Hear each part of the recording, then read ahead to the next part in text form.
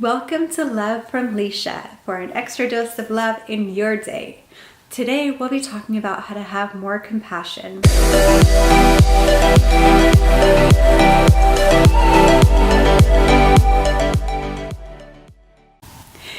Do you ever notice that when you're in a meeting and someone is running late, we tend to say things like, oh, that person is so irresponsible. They weren't very good at managing their time. They're inconsiderate, making all of us wait here. They're not organized, being able to get things done and get to the meeting on time. We look at things that are very subjective, that are related to the person and what it says about them. At the same time, when we're running late to a meeting, what do we often attribute? We attribute more objective factors that are outside of our control, outside of who we are as a person. Oh, the traffic was really bad. Oh, I got an urgent phone call and I had to answer it. Oh, there was an email that I needed to follow up on before the meeting. We have all these ways to justify in an attempt to protect our ego. And that in psychology is called an attribution bias, the tendency to put blame on the person versus the situation. So when it's someone else that we're looking at qualities that explain what happened, qualities of that person. When it's about ourselves, we're looking at the situation and what happened that was outside of ourselves, outside of our control. So the way to have more compassion is by being aware of that tendency, and to say, okay, this is something that's going on that's undesirable. What are some possible explanations? Seek first to understand, then to be understood, as the great Dale Carnegie said. So find out what's really going on here. Ooh, that person gave me a sour look. Are they a nasty, mean person? Or did they just find out that their best friend was in a car accident? Another example from my life is my daughter, when she was about 8 months and just beginning to eat, then she would always wipe her hands all over herself. And my son, who's older, then whenever his hands were dirty, he would put them out and he'd have me clean them. So my thought was, oh great, I guess my daughter is just not very conscientious about being clean. She doesn't care, she gets all over her clothes, whatever.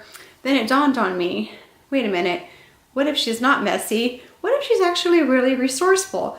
What if I give her a napkin? Which hadn't even dawned on me because my son had always reached out and I'd wiped his hands with a napkin.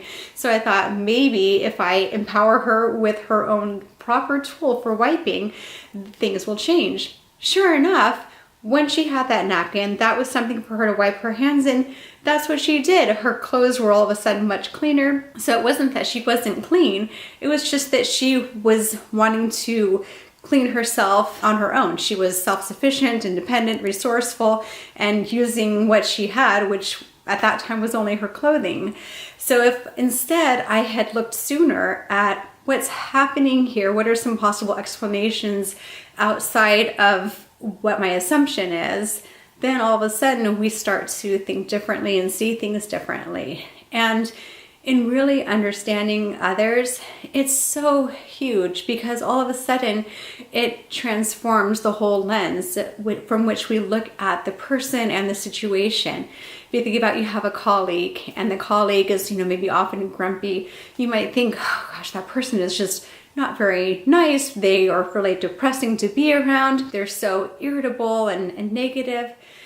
If you stop and just get curious and think, you know what, this person's going through something. They must be going through something to be in such a kind of down place. And so then by asking questions and trying to understand their situation, all of a sudden you can change that mindset. And then all of a sudden, instead of everything being negative, it could become more positive. Maybe, they have a parent that is ill, or maybe they have, something at home, their marriage is falling apart, or something else is going on.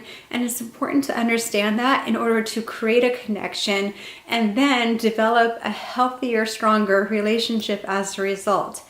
Now, granted, this won't work every time. There are some people that, are maybe just naturally irritable or grumpy.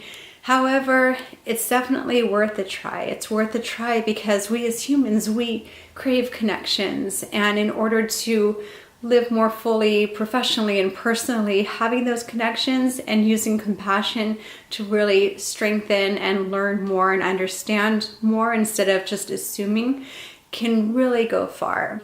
Think about, what relationship do you have assumptions about? What relationship are you interested, or would it benefit you from strengthening? Think about that, and then write in the comments what that relationship is. And then I challenge you to take action on that, to get curious, to find out more, to really think, you know what, there's something here that I'm not seeing, that I'm not understanding. Access that compassion to really then connect with that person and what's going on for them personally and their situation, looking at both. If you like this video, please click like, share. I'd love for you to subscribe. And also, for more information about me, my website is coachlisha.com. Until next time, with more love from Lisha. Bye.